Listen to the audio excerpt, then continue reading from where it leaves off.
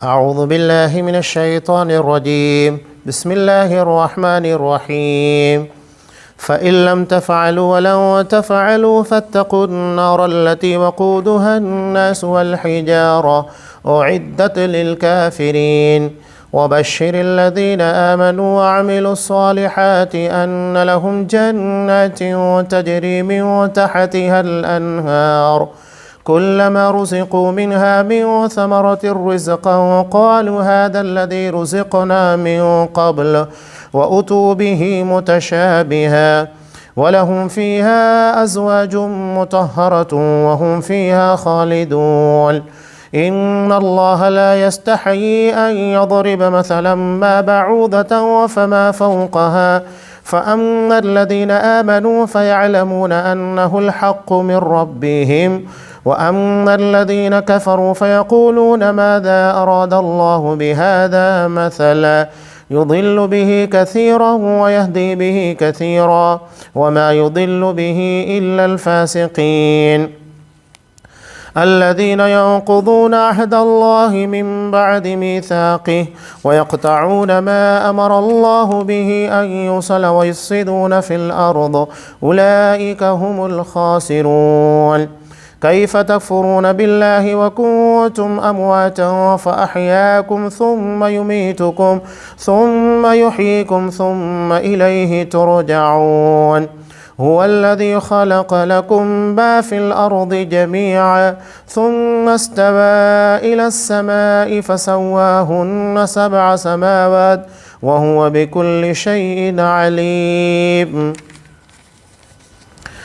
پس اگر تم نے نہ کیا اور تم ہرگز نہیں کر سکتے تو اسے سچا مان کر اس آگ سے بچو جس کا ایندھن انسان اور پتھر ہیں، جو کافروں کے لیے تیار کی گئی ہے، اور ایمان والوں اور نیک عمل کرنے والوں کو ان جنتوں کی خوشخبریاں دو جن کے نیچے نہریں بہہ رہی ہیں۔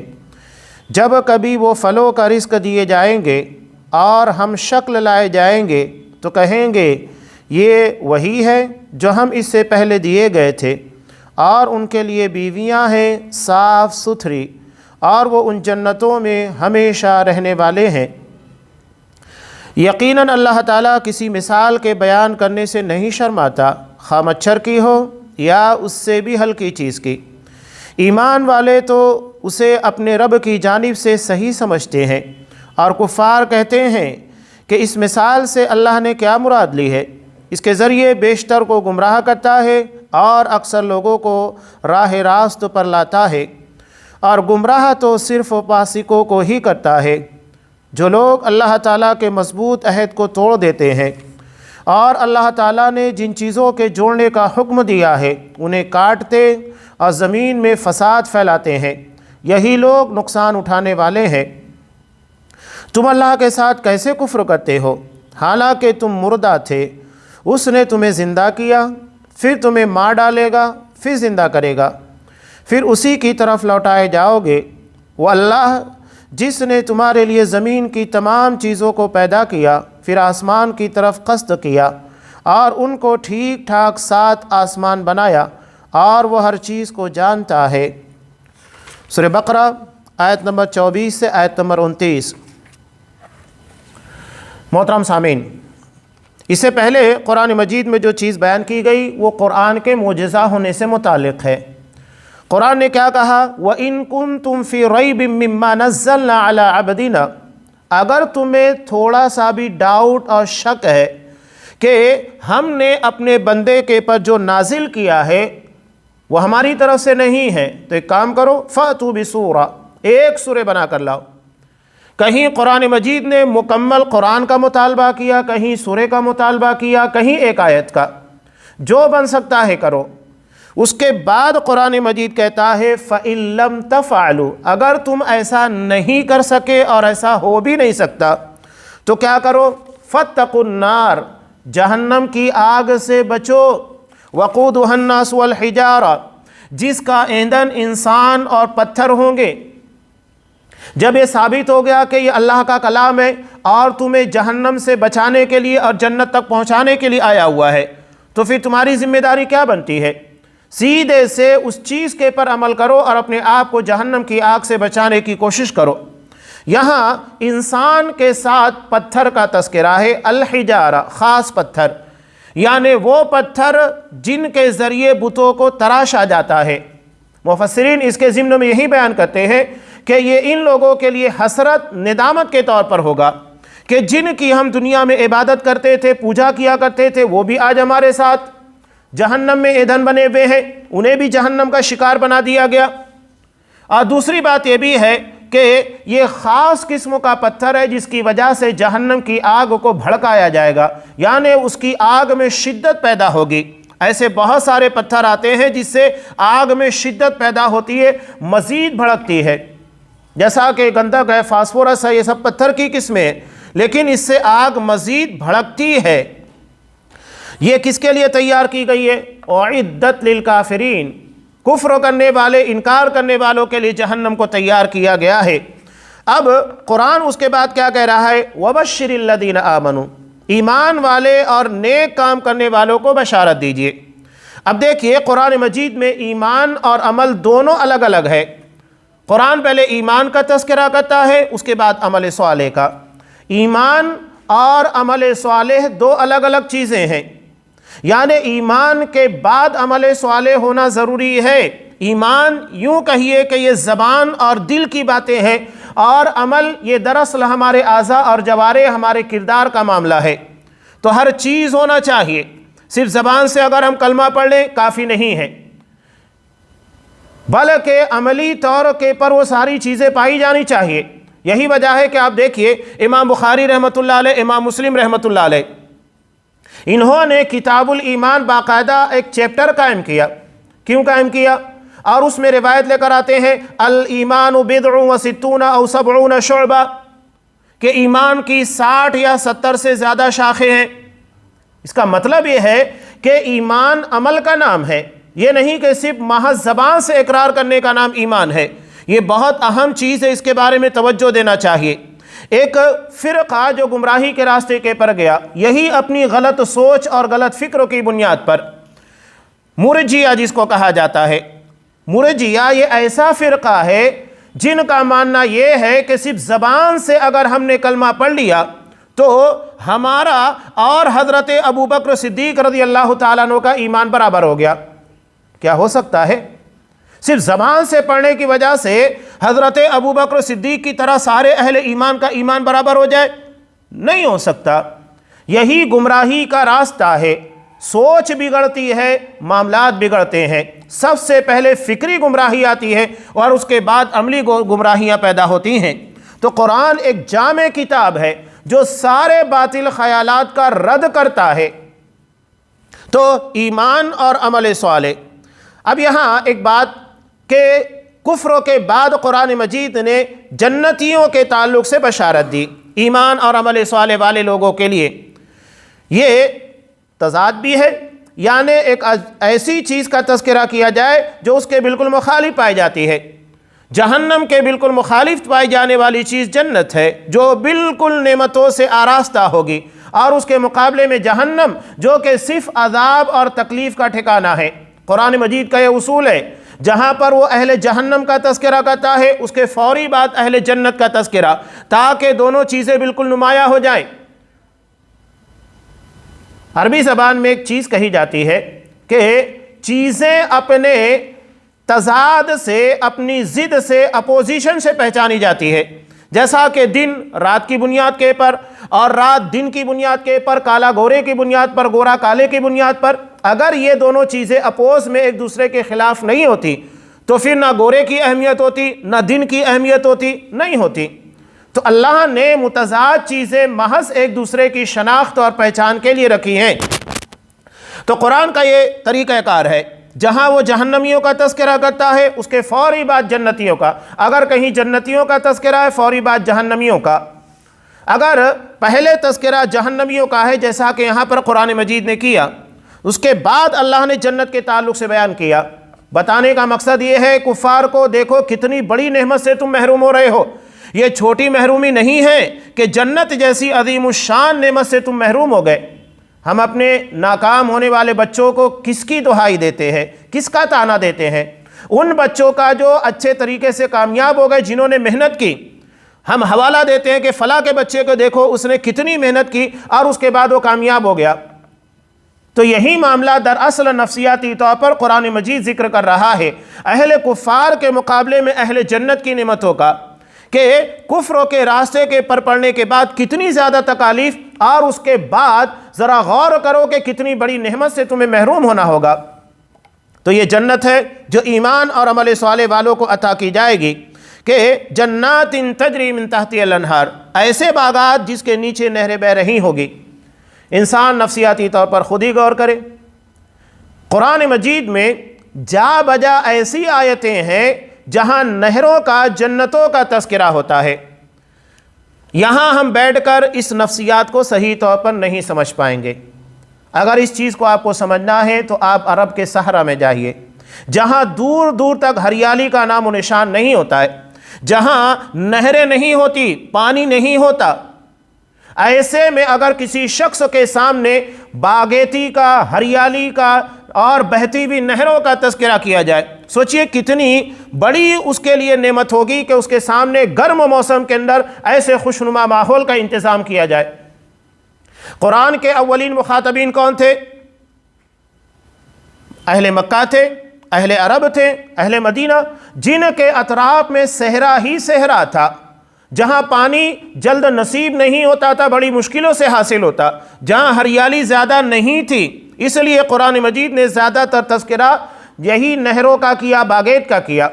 علاوہ قرآن مجید ایسا نہیں ہے کہ صرف یہ اہل عرب کی خواہشات کے مطابق آیتوں کو نازل کر رہا ہے، بلکہ اس میں ان ساری نعمتوں کا تذکرہ ہے جو اس طرح کے باغات اور نہروں کے ساتھ ساتھ ٹھنڈے موسم کے اندر رہنے والوں کے لیے ہوتا ہے، جہاں گرمی ہو، اور ان لوگوں کے موسم کے اعتبار سے، ماحول کے اعتبار سے نعمتوں کا تذکرہ ہو۔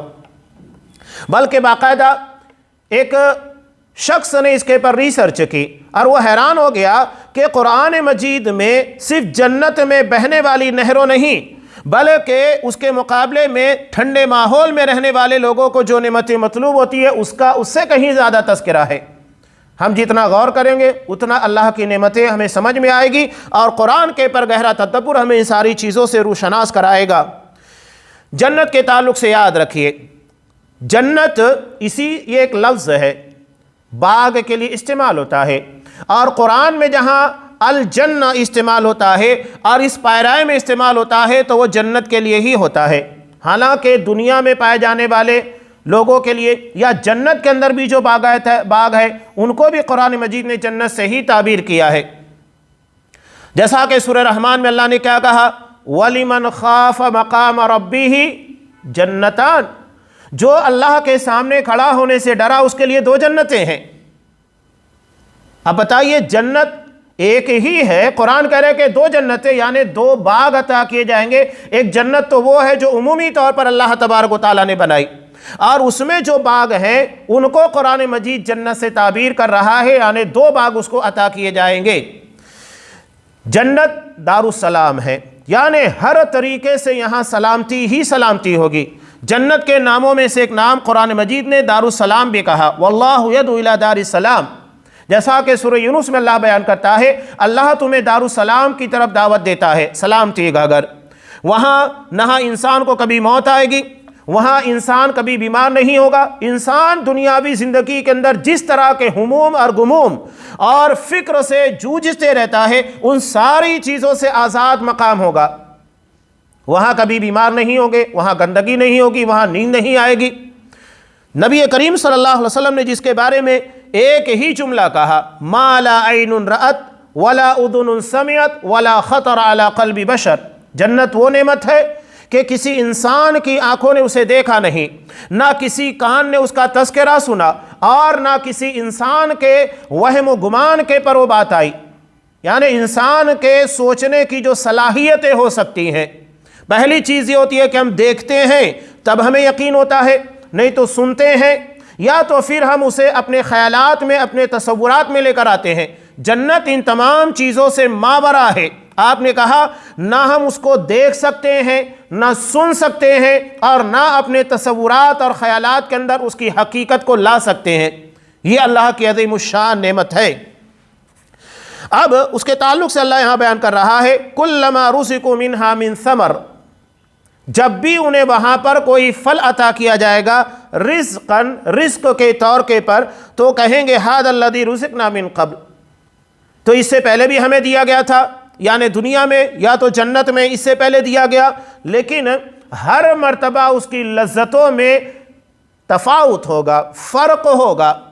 اور اگر دنیاوی پھل کی طرح مثال کے طور پر دنیا کا جو سیب ہوتا ہے اسی شکل میں جنت میں دیا جائے تو ایسا نہیں ہے کہ اس کی لذت دنیاوی سیب کی طرح ہوگی، بلکہ دکھائی دینے میں مشابہ ہوگا، لیکن اس کی لذت ایسی ہوگی اس کا ہم تصور نہیں کر سکتے۔ اسی لیے قرآن کہہ رہا ہے وَأُتُبِهِ مُتَشَابِهًا، انہیں متشابہ ملتے جلتے پھل عطا کیے جائیں گے۔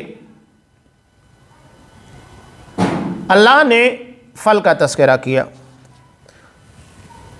پھل آدمی کب کھاتا ہے؟ حضرت ابراہیم علیہ السلام کی دعا بھی یاد کیجئے، انہوں نے مکہ کے تعلق سے کیا دعا مانگی تھی؟ رب اجعل ھذا البلد آمنا، کہ یہاں کے رہنے والے لوگوں کو امن عطا کر، اس شہر کو شہر امن بنا دے، اور یہاں کے رہنے والے لوگوں کو پھلوں کی روزی عطا کر۔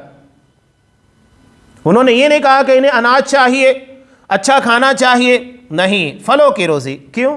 اس لیے کہ انسان پھل کھانا کھانے کے بعد استعمال کرتا ہے، یعنی حضرت ابراہیم علیہ السلام ایک جامع انداز میں یہ کہہ رہے ہیں کہ فارغ البالی ہونا چاہیے، دنیا کی ساری نعمتیں یہاں ہونا چاہیے، کھانا تو ہونا ہی چاہیے، ساتھ میں ساتھ ایکسٹرا چیزیں یہاں کے لوگوں کو ملنا چاہیے۔ اور آج بھی آپ دیکھیے جو لوگ عمرہ کرتے ہیں، حج کے لیے جاتے ہیں، دنیا کے سارے پھل، بلکہ ہم نے جو نہیں دیکھا وہ وہاں دیکھنے کو ملتا ہے، بالکل تازہ فریش شکل کے اندر۔ یہ حضرت ابراہیم علیہ السلام کی دعا کی برکت ہے۔ تو سب سے پہلے قرآن نے پھل کا تذکرہ کیا، یعنی کھانے کی نعمتیں تو ہیں، اس کے بعد کی جو نعمت ہوتی ہے پھل، وہ تمہیں عطا کیا جائے گا، اور یہ متشابہ ہوگا۔ آگے قرآن مجید بیان کر رہا ہے، یہاں ضمناً ایک روایت میں آپ کے سامنے رکھوں، امام بخاری رحمۃ اللہ علیہ نے نقل کیا، آپ صلی اللہ علیہ وسلم نماز فجر ادا کر رہے تھے۔ اصحاب کرام نے کہا کہ اللہ کے رسول کیا بات ہے، آپ پہلے جو کرتے تھے، یعنی عمومی طور پر جو نماز پڑھتے تھے، آپ نے کچھ الگ کیا، آپ آگے بڑھے اس کے بعد پیچھے ہٹ گئے، ایسا کیوں ہے؟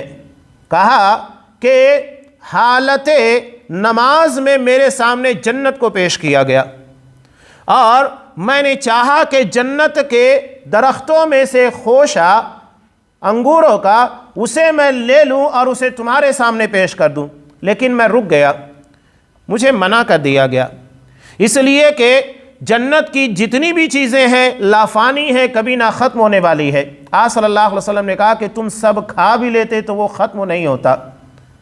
تو دنیا فانی ہے، اس لیے ان نعمتوں کو یہاں نہیں لایا جا سکتا۔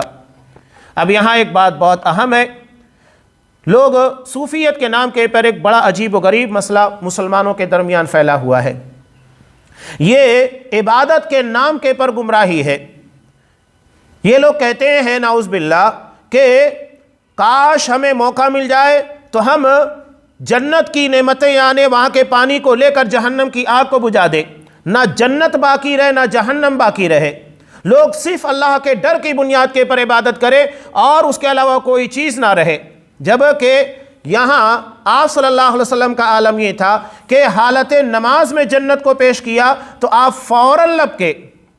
صوفیہ اپنے تعلق سے کہتے ہیں کہ کتنے صوفیہ کے سامنے جنت کو پیش کیا گیا، انہوں نے نظر اٹھا کر بھی نہیں دیکھا، تو کیا نعوذ باللہ یہ محمد رسول اللہ صلی اللہ علیہ وسلم سے بہتر ہو گئے؟ قرآن کہتا ہے کہ وَسَارِعُوا إِلَىٰ مَغْفِرَةٍ مِّن رَبِّكُمْ وَجَنَّةٍ، کہ کمپٹیشن کرو، بڑھو، ایک دوسرے سے آگے نکل جانے کی کوشش کرو اللہ کی مغفرت اور اس کی جنت کے لیے۔ قرآن کا حکم ہے اللہ کی مغفرت اور جنت کے حصول کے لیے مقابلہ آرائی ہونی چاہیے، اور نبی تو فوراً لب کے، یہ اللہ کی نعمت ہے، جنت بھی اللہ ہی کی ہے، کچھ اور تھوڑی ہے۔ حضرت ایوب علیہ السلام جب نہا رہے تھے، غسل کر رہے تھے، بخاری کی روایت، ان کے پر سونے کی ٹڈیاں گرنے لگی اور انہیں وہ سمیٹنے لگ گئے۔ اللہ نے کہا کہ ایوب کیا تمہیں ہماری نعمتوں کے ختم ہونے کا اندیشہ ہے؟ کہا کہ نہیں اللہ یہ نعمتیں تو ہی دے رہا ہے، تو عطا کر رہا ہے، میں جمع کر رہا ہوں۔ تو یہ نعمتیں ہوتی ہیں، اللہ جو نواز رہا ہے، اللہ چاہتا ہے کہ بندہ اسے استعمال کرے۔ بلا وجہ اپنے آپ کو تھکا دینا، نعمتوں سے محروم کرنا، یہ پسندیدہ عمل نہیں ہے، یہ دراصل اسلام سے ہٹا ہوا راستہ ہے۔ آپ صلی اللہ علیہ وسلم نے کہا اللہ اگر بندے کو نعمتوں سے نوازتا ہے، کوئی امیر ہے، مالدار ہے، اللہ نے بڑا نوازا ہے، تو اللہ چاہتا ہے کہ نعمت کا اثر اس کے پر ہونا چاہیے، یعنی اس کا کپڑا اچھا ہونا چاہیے، کھانا اچھا ہونا چاہیے، گھر اچھا بنائیے، جتنی اپنی طاقت ہے اس کے اعتبار سے اللہ نے نوازا اسی لیے ہے۔ غربا مساکین میں بھی خرچ کیجئے، ضرورت مندوں کو بھی دیجئے، جو نعمتیں ہیں آپ بالکل اس کا اظہار کیجئے۔ یہ بات الگ ہے کہ تکبر نہیں ہونا چاہیے، لیکن اظہار نعمت اللہ چاہتا ہے کہ بندے کے پر وہ اثر ہونا چاہیے۔ تو یہ جنت، اس کے علاوہ قرآن مجید جنت کے تعلق سے کہہ رہا ہے وَلَهُمْ فِيهَا أَزْوَاجٌ مُطَهَّرَةٌ، وہاں پر پاکیزہ بیویاں ہوں گی۔ پاکیزہ کا مطلب کیا ہے؟ عورتوں کو دنیا میں بہت ساری چیزوں کا پرابلم ہوتا ہے، ماہواری ہے اور قضاء حاجات وغیرہ کی ساری چیزیں، اور خود ہمارے اپنے لیے بھی ایک مسئلہ ہوتا ہے کہ قضاء حاجت کے علاوہ غلاظتیں نکلتی ہیں۔ تو جنت میں ان تمام چیزوں سے انسانوں کو پاک و صاف رکھا جائے گا، اور وہاں ملنے والی بیویاں بھی ان تمام چیزوں سے پاک ہوگی۔ دنیا کی جتنی بھی تکلیف دینے والی چیزیں ہیں ان سے پاک و صاف کر کے ان لوگوں کو وہاں رکھا جائے گا۔ قرآن اسی لیے کہہ رہا ہے کہ ازواج مطہرہ، بالکل پاک و صاف ہوگی، گندگی کا نام و نشان تک نہیں ہوگا۔ وَهُمْ فِيهَا خَالِدُونَ، اور آخری بات قرآن مجید یہاں جنت کے تعلق سے کہہ رہا ہے اس میں ہمیشہ رہیں گے۔ یہ سب سے عظیم نعمت ہے، ہمیشگی کی نعمت، یعنی جو مل گیا ہے وہ کبھی چھینا نہیں جائے گا، اس لیے کہ اگر یہ نعمتیں دے دی گئی اور اس کی ایک مدت طے کر دی گئی، مدت کے بعد ختم ہو جائے گا، لیکن اللہ یہ کہہ رہا ہے کہ وہ کبھی نہیں ختم ہوگی، ہمیشہ وہیں پر رہنے والے ہو۔ اب یہاں آگے جو چیز قرآن مجید بیان کر رہا ہے، جنت کی نعمتوں کا تذکرہ کرنے کے بعد قرآن کے تعلق سے جو ہمیں جنت کا راستہ بتاتا ہے، جنت کی راہ دکھاتا ہے۔ مشرکین کو اعتراضات تھے قرآن مجید کے پر، اعتراضات کے جوابات دیے جا رہے ہیں، کلیئر کیا جا رہا ہے راستے کو جنت کے۔ ان اللہ لا یستحی ان یضرب مثلا ما بعوضۃ فما فوقہا، اللہ تعالیٰ کسی کی مثال بیان کرنے سے نہیں شرماتا، خواہ مچھر کی کیوں نہ ہو یا اس سے بھی ہلکی چیز۔ اب یہاں قرآن نے جو تذکرہ کیا، مچھر کی مثال دی۔ مشرکین اس بات کا اعتراض کیا کرتے تھے، تانا دیا کرتے تھے، مذاق اڑاتے، یہ کیا قرآن میں مچھر کی مثال دی جا رہی ہے، مکھی کی مثال دی جا رہی ہے؟ تو اللہ نے کہا کہ اللہ اس سے شرماتا نہیں ہے، لیکن آج جب سائنس ترقی کی تو اسے معلوم ہوا کہ اللہ نے مچھر کو کتنے عظیم طریقے سے بنایا ہے، اللہ کی عظیم مخلوق ہے۔ اس کی آنکھیں، آج آپ دیکھیے کہ سائنس نے جب سارا تجزیہ کیا تو انسان حیران رہ گیا کہ اتنی چھوٹی سی مخلوق کے اندر اللہ نے خون کو پتلا کرنے کا پلانٹ لگایا ہے، باقاعدہ وہ انسان کے جسم کی رگوں کو اچھے طریقے سے دیکھ لیتا ہے۔ ایکس رے جو آج بنایا گیا مچھر کی آنکھ کو دیکھ کر بنایا گیا، مچھر اپنی آنکھوں کے ذریعے جس طرح ایکس رے کی لینس کام کرتی ہے، اپنی آنکھوں کو استعمال کر کے ہمارے خون کی رگوں کو پہچان لیتا ہے، اور اس کے بعد ہمارا خون گاڑھا ہوتا ہے۔ اللہ نے اسی کے اندر ایسا نظام بنایا جس کے ذریعے سے وہ اپنے خون کو پتلا کر کے کھینچتا ہے۔ کتنی عظیم بات ہے۔ اسے کی سونڈ کے اندر جو ہوتی ہے کئی کٹر ہوتے ہیں الگ الگ طریقے کے، یہ چیز ہم نہیں دیکھ پا رہے تھے، آج سائنس سے ترقی کرنے کے بعد ان چیزوں کو بتا رہی ہے۔ اس کی آنکھوں میں ہر اینگل سے دیکھنے کے لیے اللہ نے ایسے زاویے فٹ کر دیے ہیں کہ وہ ہر طریقے سے آسانی کے ساتھ ساری چیزوں کو دیکھ سکتا ہے۔ حالانکہ سائنس کہتی ہے مچھر کی زندگی 15 دن کی ہوتی ہے، لیکن یہ 15 دن کی زندگی میں وہ کس طرح جیے، کیسے اپنی غذا حاصل کرے، سب اللہ نے اس کو عطا کر دیا۔ اور اللہ نے اس چھوٹی سی مخلوق کے ذریعے ایک شرکس کو مار دیا تھا، نمرود کو۔ تو یہ ہے اللہ کی فنکاری۔ تو اس وقت کے لوگوں کے لیے بات بڑی عجیب تھی کہ چھوٹی سی مخلوق کی بات بیان کی جا رہی ہے، لیکن آج کے اعتبار سے یہ بہت بڑی ہے، اس کے پر سائنس ترقی کر رہی ہے۔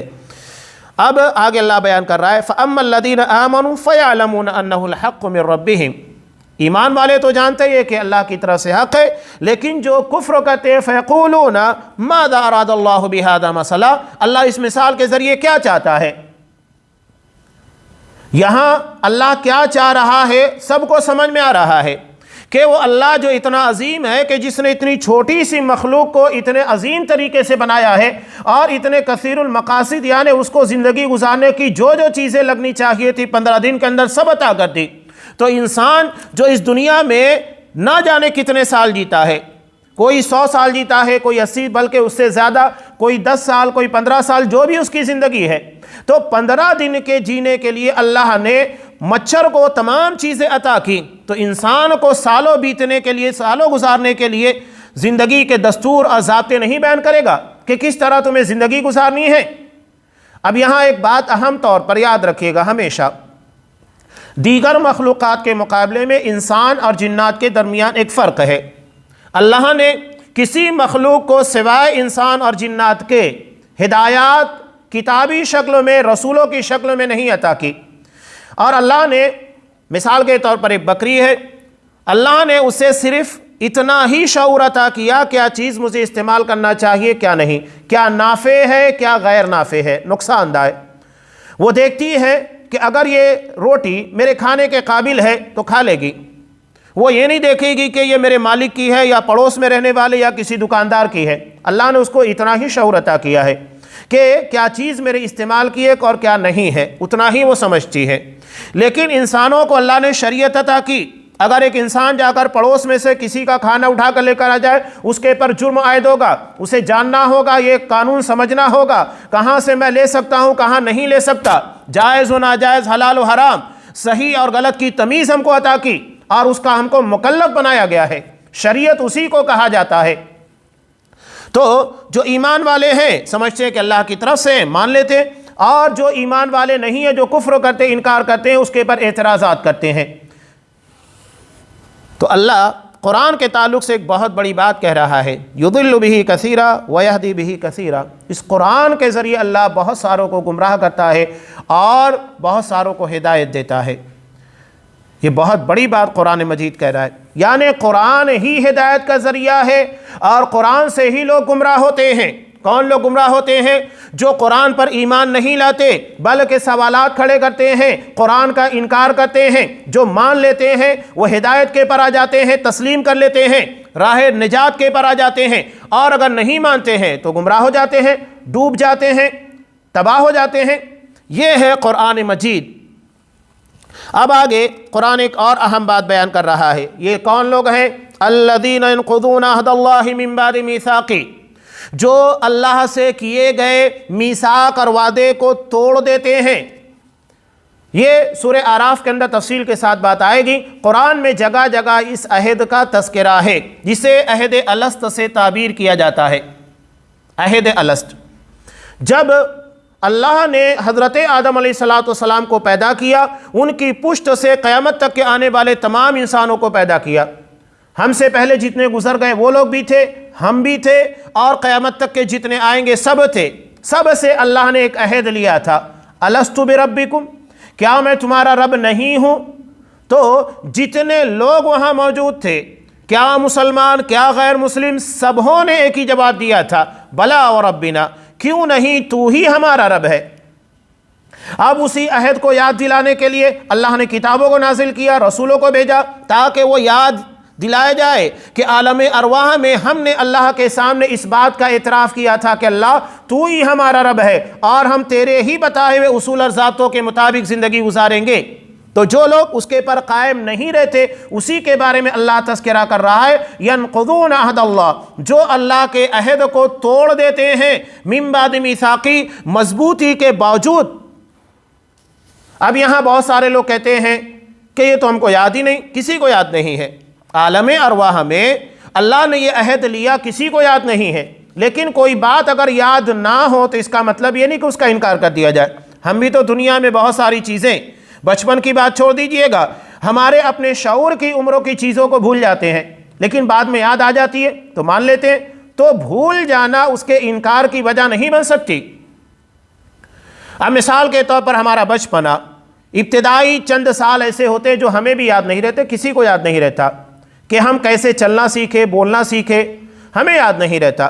لیکن ماں باپ ہم کو بتاتے ہیں، بھائی بتاتا ہے، بہن بتاتی ہے، دوست وغیرہ بتاتے ہیں کہ اس طریقے سے ہمارا بچپن تھا، تو ہم برابر اس کو یاد کر لیتے ہیں، مان لیتے ہیں۔ تو جب دنیا کے بتانے والے انسانوں سے ہم ہمارے رشتوں کو پہچانتے ہیں، ماں باپ کو پہچان لیتے ہیں، بھائی بہن کو پہچان لیتے ہیں، تو رسول جو کہ سب سے سچا انسان ہوتا ہے، اللہ کی باتوں کو بتاتا ہے، تو اللہ اور ہمارے درمیان کے رشتے کو کیا ہم نہیں پہچانیں گے؟ رسول کے بتانے کے بعد بالکل پہچانیں گے، اور اس کے بعد ہمارا ایمان و یقین ہونا چاہیے۔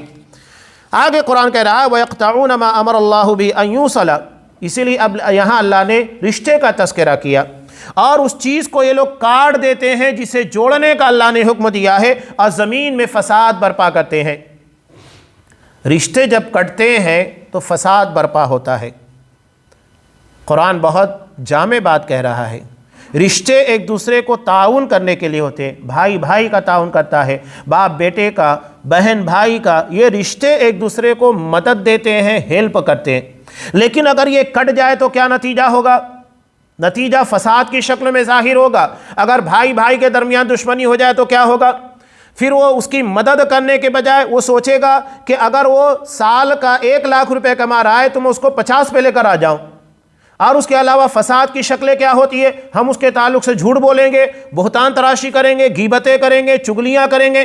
یہ دشمنی کی بہت ساری چیزیں ہیں جو ہم نبھانا شروع کریں گے۔ یہ فساد تعلقات کے ختم ہونے کی وجہ سے، رشتوں کے کٹ جانے کی بنیاد کے پر ہوتا ہے، اور ہم رشتوں کے درمیان زندگی گزارتے ہیں۔ خود غور کیجئے گا کہ رشتوں کو نبھانے سے فائدے کتنے ہیں اور اسے کاٹنے کے نقصانات کتنے ہیں۔ تو جو قرآن رشتوں کو اتنی اہمیت دے رہا ہے، مخلوق کا مخلوق کے ساتھ، اس سے کہیں زیادہ اہم رشتہ خالق اور مخلوق کا ہے۔ اس لیے کہ اگر اللہ نے ہم کو پیدا نہیں کیا ہوتا، ہمارے ماں باپ کو، ہمارے بھائی بہنوں کو، تو یہ رشتے بنتے ہی نہیں۔ تو اصل اللہ ہے، خالق اللہ ہے، خالق المخلوق کا رشتہ سب سے زیادہ اہمیت رکھتا ہے۔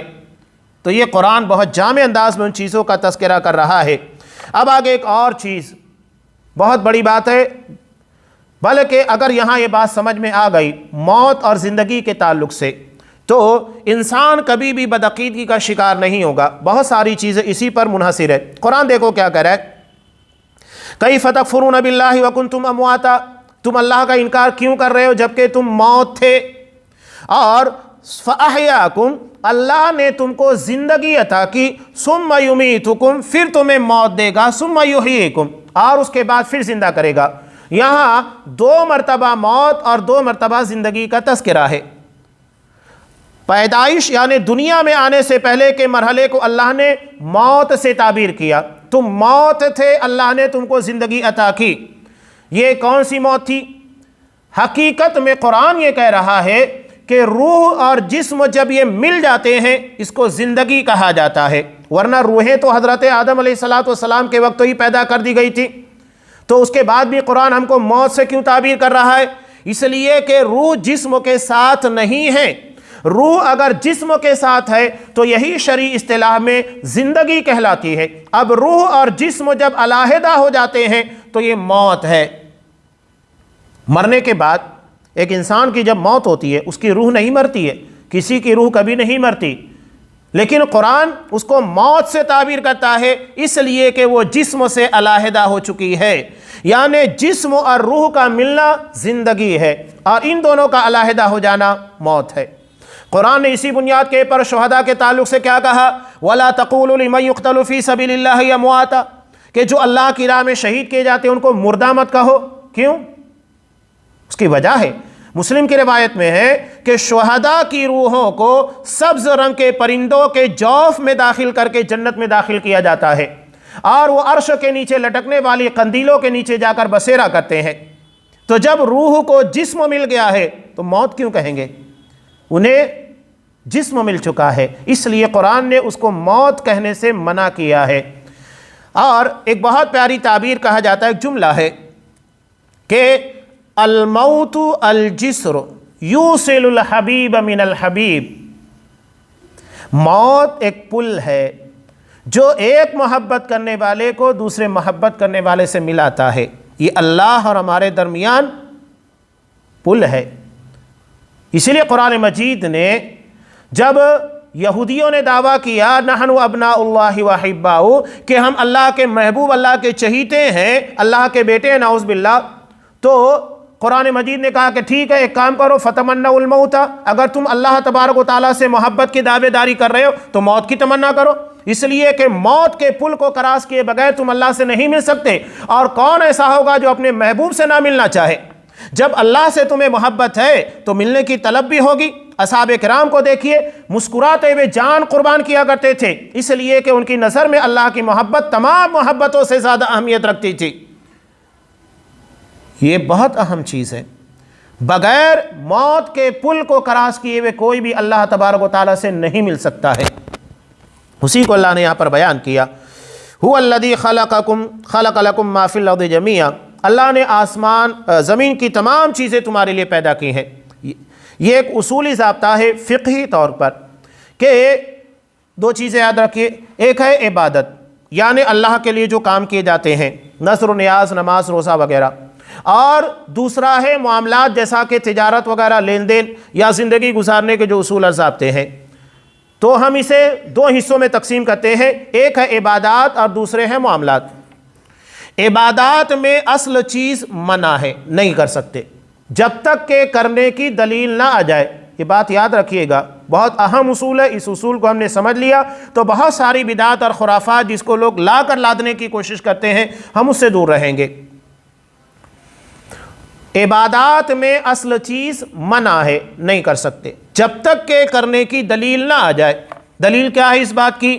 بخاری مسلم کی وہ روایت ہے، آپ صلی اللہ علیہ وسلم نے ارشاد فرمایا من عمل عملا لیس علیہ امرنا فہو رد، جس نے کوئی بھی ایسا کام کیا جس پر ہمارا حکم نہیں ہے وہ مردود ہے۔ یعنی آپ نے کیا کہا؟ حکم آنا چاہیے، آرڈر آنا چاہیے، تب تمہیں عبادت کرنا ہے۔ اللہ ہمیں بتائے گا، حضرت ابراہیم، حضرت اسماعیل علیہ السلام، ان لوگوں نے کعبۃ اللہ کی تعمیر اللہ کے حکم سے کی اور اس کے بعد اپنی مرضی سے عبادت کرنے لگے؟ نہیں، کیا اللہ سے دعا مانگی؟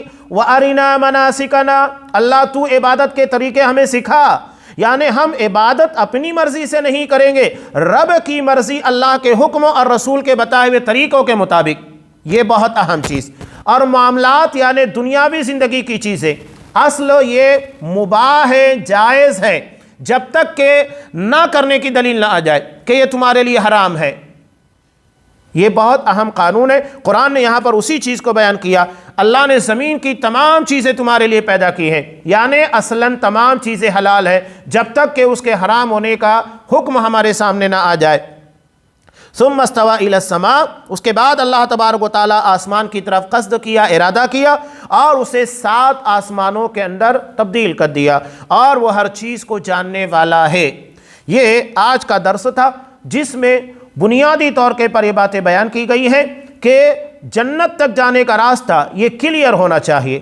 اگر یہ راستہ کلیئر نہیں ہوا کفر سے، شکوک و شبہات سے، تو ہم کہیں پر بھی گمراہی کا شکار ہو کر بھٹک جائیں گے، جنت تک نہیں پہنچ سکتے ہیں۔ قرآن نے انہی سارے رکاوٹوں کو، شبہات کو دور کیا ہے جو ہماری زندگی کے اندر آتے ہیں، یہ اسی کی کڑی تھی۔ اب اس کے بعد جو باتیں آنے والی ہیں انشاءاللہ آئندہ درسوں سے، وہ حضرت آدم علیہ السلام کی پیدائش اور ان کی فوقیت اور فرشتوں کے پر انہیں جو فضیلت عطا کی گئی علموں کی بنیاد کے پر، اس کا تذکرہ ہے۔ بہت اہم درس رہے گا انشاءاللہ، اس لیے کہ وہیں سے ہمارے باب کی ابتدا ہوتی ہے۔ جب تک ہم اپنی ابتدا کو نہیں جانیں گے تو ہمیں معاملات سمجھ میں نہیں آئیں گے۔ اللہ تبارک و تعالیٰ سے دعا ہے کہ ہمیں قرآن کو تیرے نبی کی سنت، اصحاب کرام کی فہم کے مطابق سمجھنے کی توفیق دے۔ ہر قسم کے شکوک، شبہات، اعتراضات اور وہ چیزیں جو ہمیں قرآن کی صحیح سمجھ سے دور کر سکتی ہیں، اس سے ہمیں محفوظ رکھ۔ آمین۔ وآخر دعوانا ان الحمد للہ رب العالمین۔